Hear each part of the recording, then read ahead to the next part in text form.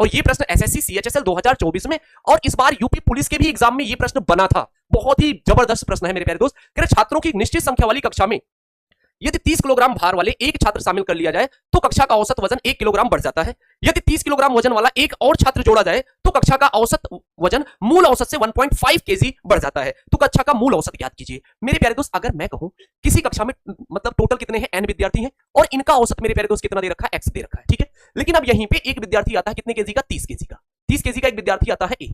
अब इसके आने से अब पूरी इस क्लास का जो औसत है वो कितना हो जा रहा है, x+1 हो जा रहा है, 1 बढ़ जा रहा है। लेकिन मेरे प्यारे दोस्त यहां से हमें कोई लिंक तो मिल नहीं रहा है। अब इस हम प्रश्न को सॉल्व कैसे करें?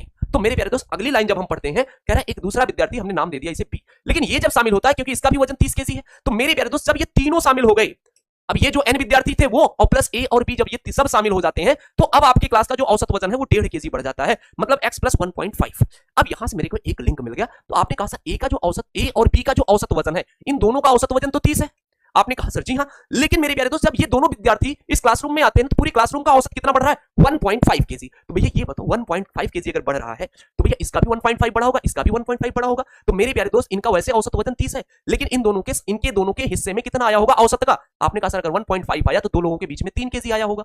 तो आपने कहा सर वैसे तो इनका औसत वजन 30 केजी है, लेकिन जब इनको इसमें से 3 ही केजी मिल रहा है तो जाहिर सी बात है जो आपका औसत है वो 3 केजी कम है इनके औसत से। तो आपने कहा सर इनका औसत अगर 30 है तो 3 केजी अगर कम होगा तो इनका औसत कितना हो जाएगा? आपने कहा सर 27 केजी। मेरे प्यारे दोस्त अगर वैसे इस प्रश्न को करोगे तो क्वाड्रेटिक इक्वेशन लगाओगे और ये क्वेश्चन थोड़ा सा लंबा जाएगा, लेकिन कितने खूबसूरत तरीके से मैंने इस प्रश्न को आपको बता दिया कि भैया इस तरीके से आप प्रश्न को सॉल्व करोगे तो विद इन सेकंड इस प्रश्न को आप सॉल्व कर पाओगे। तो आपका जो सही जवाब आया कितना आ गया मेरे प्यारे दोस्त, 27 आपका बिल्कुल सही जवाब है।